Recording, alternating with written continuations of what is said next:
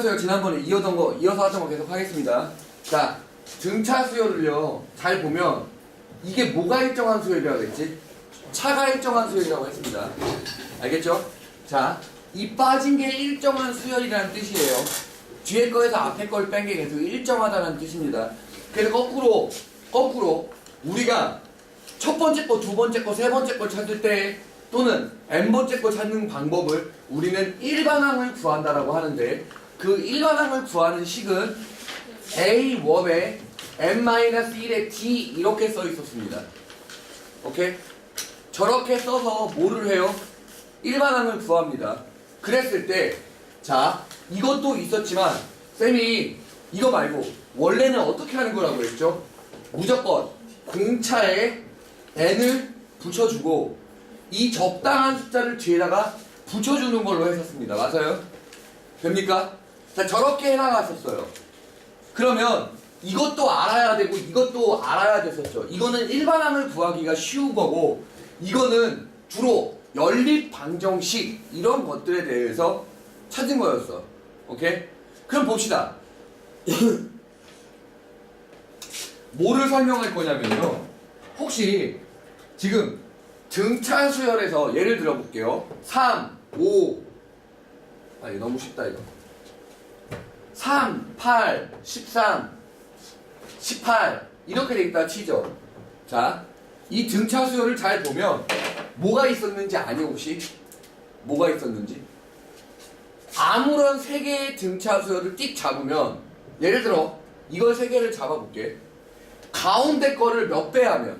2배 하면 양쪽 끝이 나와. 양쪽 끝에 합이 나와. 볼래? 13 곱하기 2를 하면 8 플러스 18 맞습니까? 이해해요? 지금 봐봐요. 진짜 계산해도 뭐가 돼? 26은 26 나오죠? 이걸 우리는 이런 규칙을 우리 이름 붙여서 뭐라고 부를 거냐면 등차 중항이라고 부를 겁니다. 그런데 저런 등차 수열의 특징이라는 게 존재를 하죠. 잘 보면 가운데 거의 2배는 양쪽 끝에 합이 나타나는데, 그 등차 중항이라는 건 잘 생각을 해봅니다. 왜 성립하게 될까? 라는 걸. 그냥 숫자를 매번 다 써보는 건 말이 안 되잖아. 그러면 아무리 숫자가 바뀌고 아무리 식이 바뀌어도 반드시 성립할 수밖에 없는, 즉 이런 걸 우린 뭐라고 하냐면 일반화라고 합니다. 자, 일반화를 시켜보면 한눈에 등차 중앙이라는 걸 알 수 있어. 어떻게 하는 걸까? 마이너스 D 플러스 D. 오케이. 무슨 말인지 알아요? 가장 간단하게는 나란한 세 수가 등차 수열을 이룬다 했으니 이 앞에 거를 A-D 그리고 A 플러스 D 이렇게 세 개를 써보면 가운데 거를 몇 배 해볼까요? 2배 해보면 양쪽 끝에 합이 나오는 거지. 오케이? 자, 이게 어디서만 성립하는 거야? 등차 수열에서만 성립하는 거야. 오케이? 그러면 이런 것도 있고 이거를 이용해 볼까요? 어떻게 이용하는지 한번 볼게. n번째 항, n 플러스 1번째 항, n 플러스 2번째 항으로 생각을 해봅시다. 그러면 가운데 거를 몇 배 한 게? 2배 한 게. 내가 뭐라 그랬어요? 양쪽 끝에 합이라고 했었죠. 그럼 자 봅시다. 가운데 거 실제로 식으로 써볼게요. an이 a1 플러스 n-1의 d니까 an 플러스 1은 an 플러스 1은 뭐라고 써요? 이 플러스 1이 여기에요. 이걸 뭐라고 써? a1 더하기 n 곱하기 d라고 하죠. 됩니까? 그러면 an은 뭐가 돼요? a1 플러스 n-1의 d가 되죠. 또 뭐가 됩니까? an 플러스 2는요. a1 플러스 n 플러스 1의 d가 됩니다. 이거를 잘 활용해보죠. 얘를 2배 해볼까요? 진짜로 어떻게 나타납니까?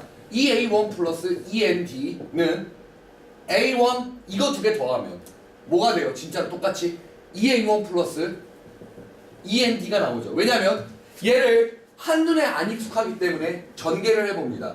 nd-d 얘는요 nd 플러스 d 지워질 거 지워지고요 2nd가 나옵니다. 오케이? 이걸 뭐라고 부른다고요? 등차 중앙이라고 부르는데, 자, 등차 중앙을 가리키는 이유는 뭐냐면요, 이제 수열이라는 걸 뭘로 나타내 주냐면, 등차 수열이라는 말을 줄 것 같아? 안 줍니다. 등차 수열이라는 말을 안 주고 이렇게 숫자로 줘도 등차 수열인지 알지만, 이걸 우린 뭐라고 부르냐면 점화식이라고 부릅니다. 점화식. 얘 혹시 얘기는 들으셨나요? 얘기는 들으셨어요?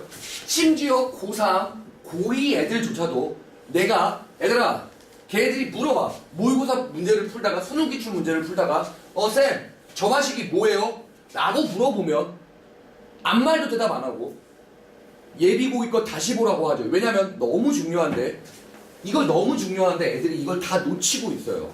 점화식이란 항과 항 사이의 관계식이죠.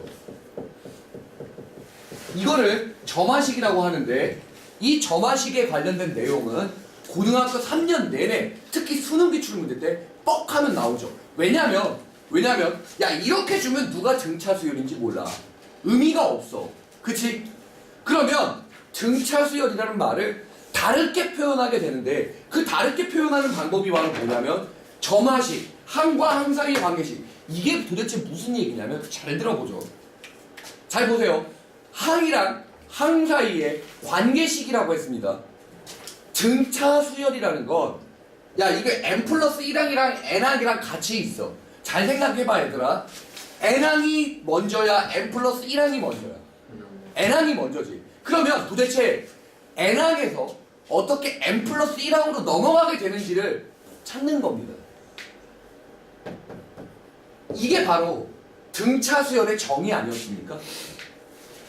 앞에 있는 거에 d, 공차를 더하면 다음 항이 나온다. 이게 바로 무슨 뜻이었죠?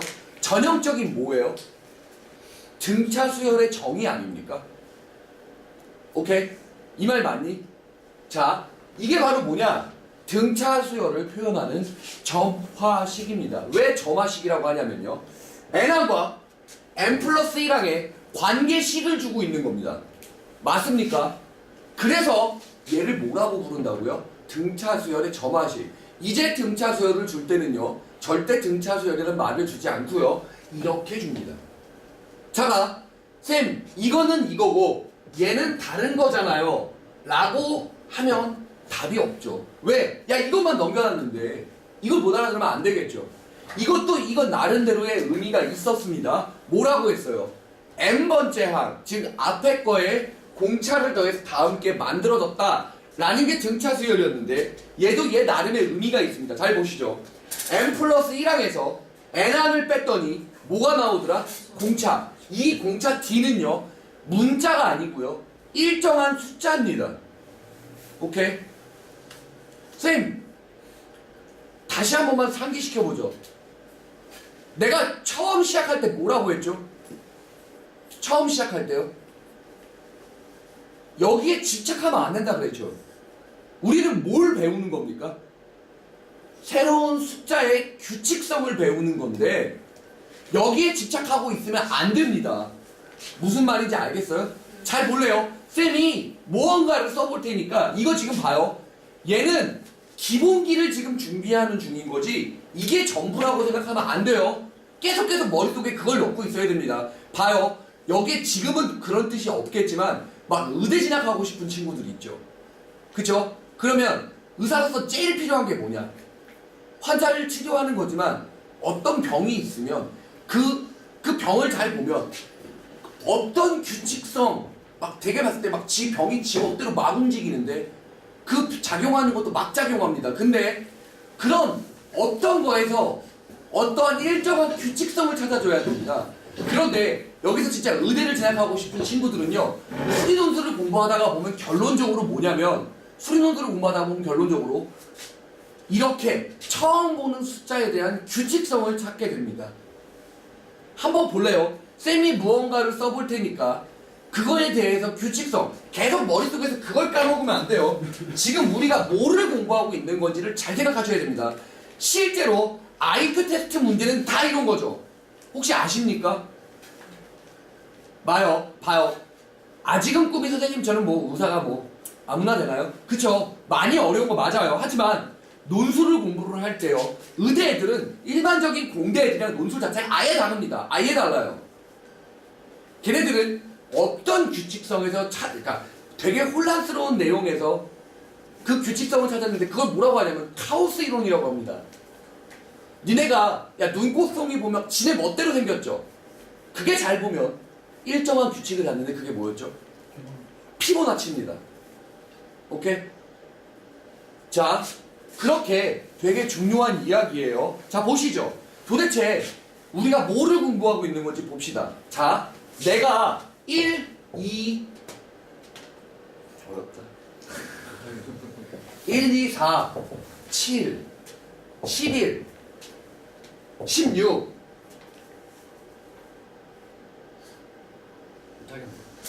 22 그 다음 숫자는요? 20. 얼마요? 왜죠?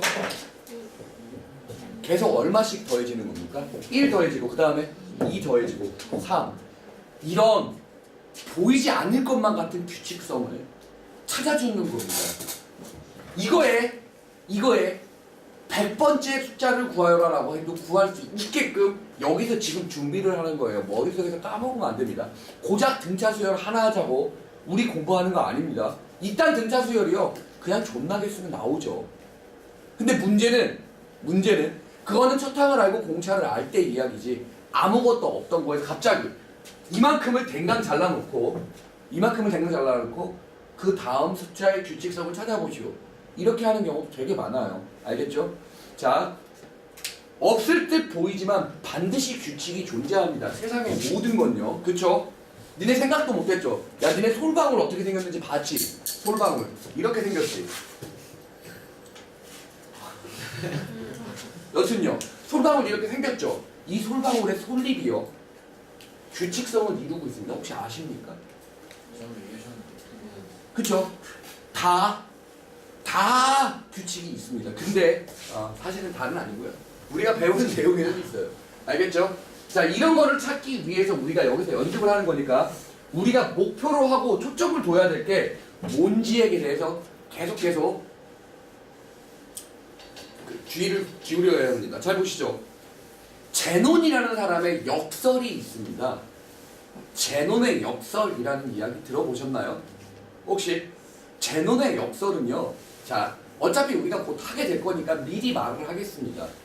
자, 거북이가 있고요. 토끼가 있습니다. 자, 쌤이 말하는 거에 틀린 점을 말해 주셔야 됩니다. 토끼가 거북이 영어를 못 따라잡는 거.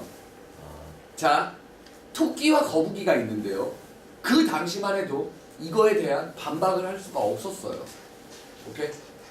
자, 무슨 내용이냐면요. 잘 들어보시죠. 자, 토끼가 거북이의 10배를 빠르다고 하죠. 예를 들어서. 그러면, 자, 거북이는 토끼 앞에 10m 앞에 먼저 나가 있다고 칩시다.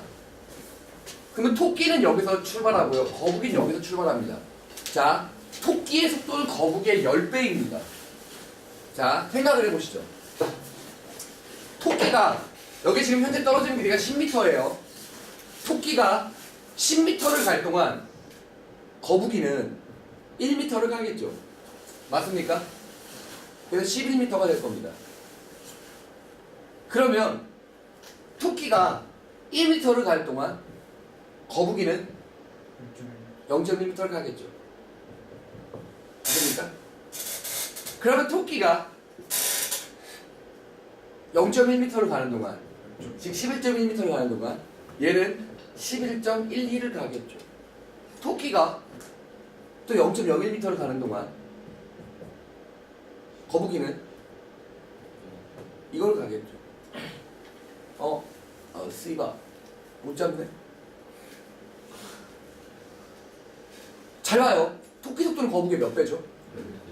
10배입니다. 혹시 이거를 설명할 수 있나요? 그 당시만 해도요. 이 제논의 역설은요. 제논이라는 사람이 약간 똘끼 있는 사람이었어요. 제논의 역설은요.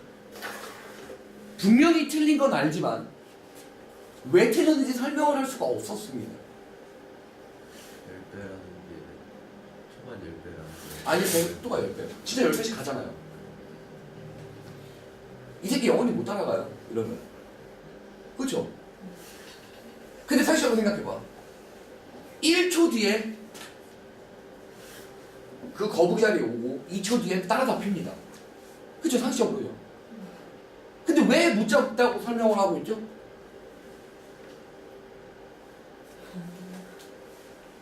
혹시 이거 맞출 수 있는 친구 있습니까?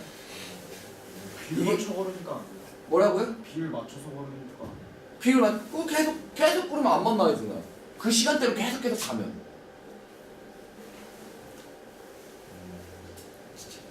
또라이였어요. 제 눈에 역설이었어요. 혹시 이거 왜 그런지 맞출 수 있는 친구예요?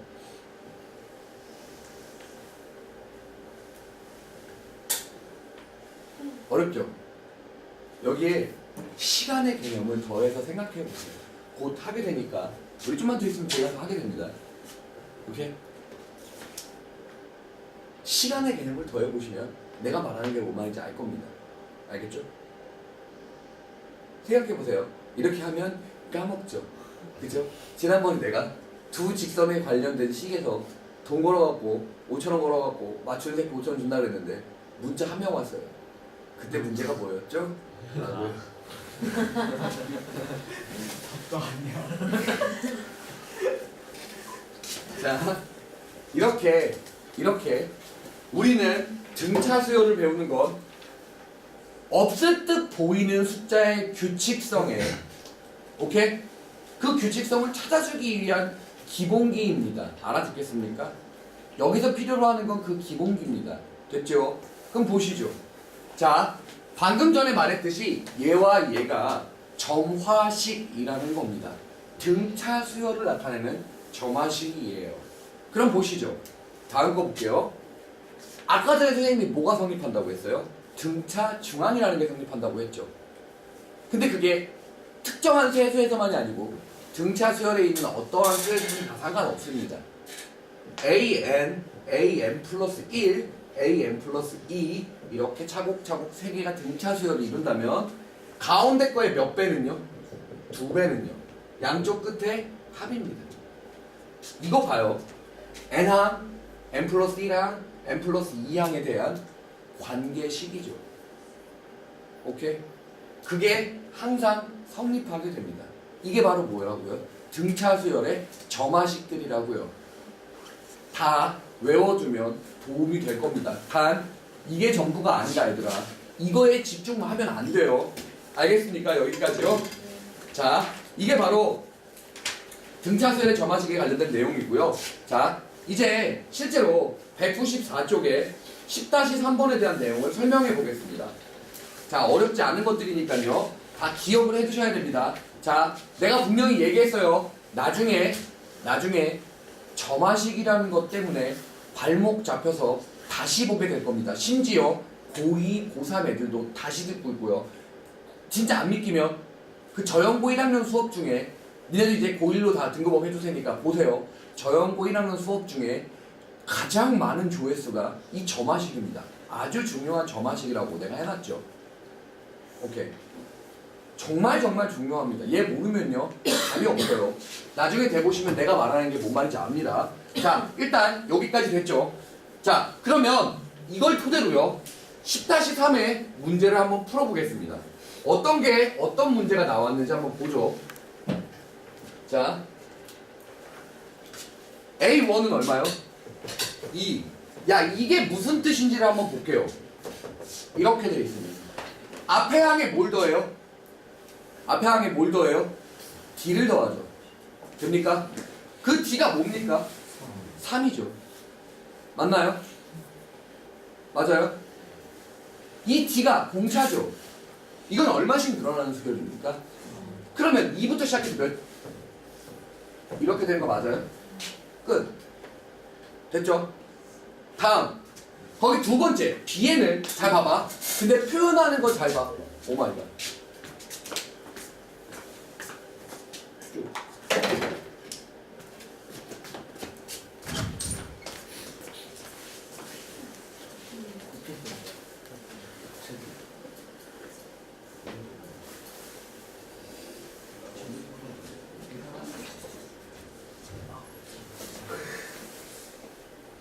먹고 싶다. 커피 한 번 안 나네. 시약.